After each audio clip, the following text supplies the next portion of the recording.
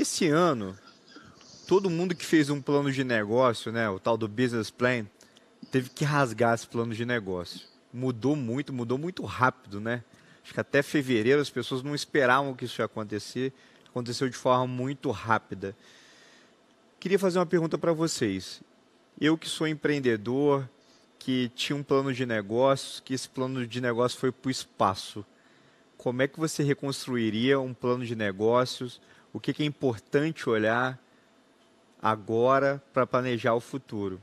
Bom, Ô, Rafa, se eu puder dar um toque aí, o que a gente aprendeu é o seguinte: a primeira coisa numa crise dessa é liquidez.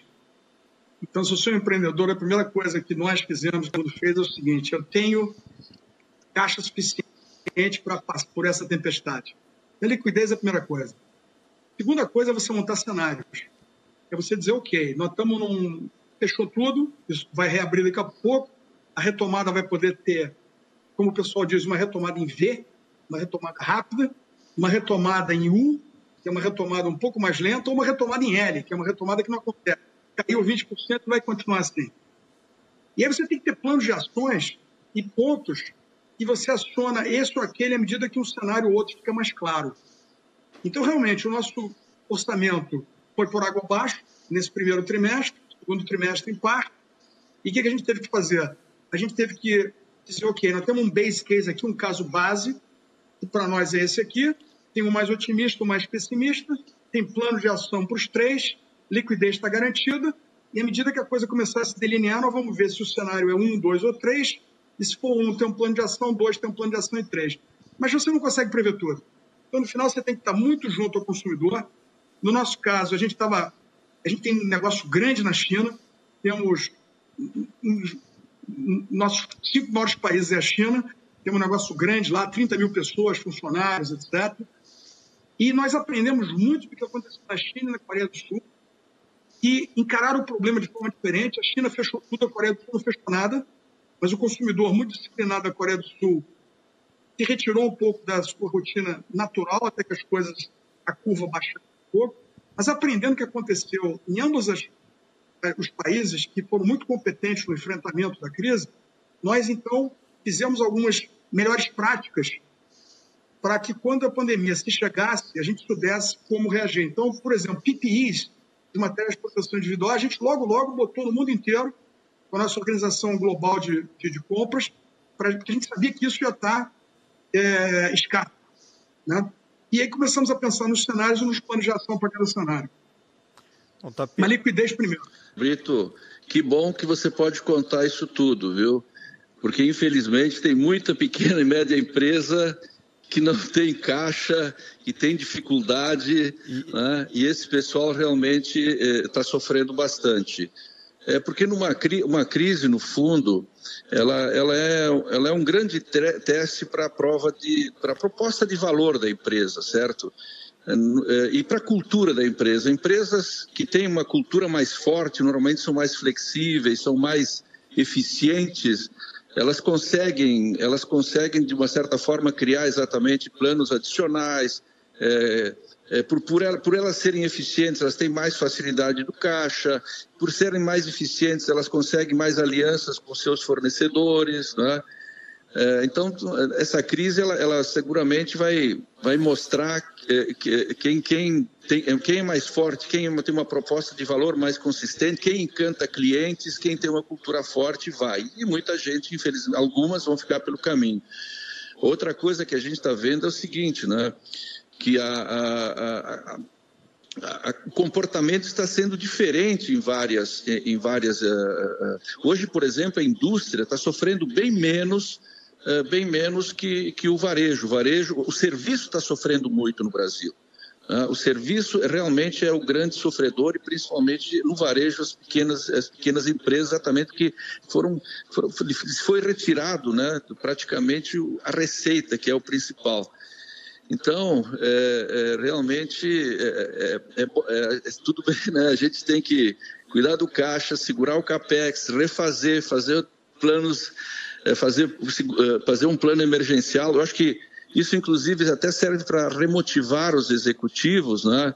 porque, de novo, assim, dentro dessa ansiedade, você tem lá aquele orçamento, bom, gente, vamos construir. Aí também eu acho que junta muito o espírito de equipe, né, os líderes que reúnem os seus, olha, não vamos conseguir fazer 100, mas quanto vocês acham? Então vamos fazer 50, vamos restabelecer um novo objetivo, uma nova meta mais viável, mais alcançável, né?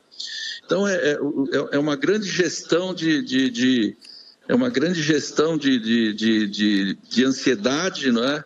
E eu infelizmente, nós temos algumas, principalmente a nível de serviço, pequenas e médias empresas, que não têm essa competência e essa felicidade de que alguns setores têm, de que eles continuem, mesmo que num nível menor, eles continuem a funcionar. Então, realmente infelizmente, a gente tem esse lado também, e mais, no geral, o que a gente vê também a nível do consumidor é que todo esse auxílio governamental, que realmente teve algumas distorções, mas foram necessárias, ele acabou sendo útil no sentido assim, de dar uma certa estabilidade na renda das pessoas, inclusive essa questão de ajuste, de suspensão de contratos ou de postergações, né? Manteve o emprego, né, para muitos, né? E as pessoas gastaram menos, então isso está dando um colchão, né, que está dando assim algo um pouco melhor do que a gente imaginava a nível de sustentabilidade, principalmente das pessoas de menor poder aquisitivo. E agora é torcer para que realmente a gente passe a ter o controle dessa bendita curva e a gente consiga retomar as coisas ali adiante. Guilherme, se puder contribuir com a gente um pouquinho sobre essa pergunta que eu fiz sobre o plano de negócio que foi rasgado. Obrigado, Brito e Galó. Sensacional. Eu diria que a gente falou já sobre a importância do caixa, com certeza, né, se provou, mesmo aquele negócio mais seguro de todos, ele não é tão seguro quando acontece algo como o que aconteceu. Mas eu diria que,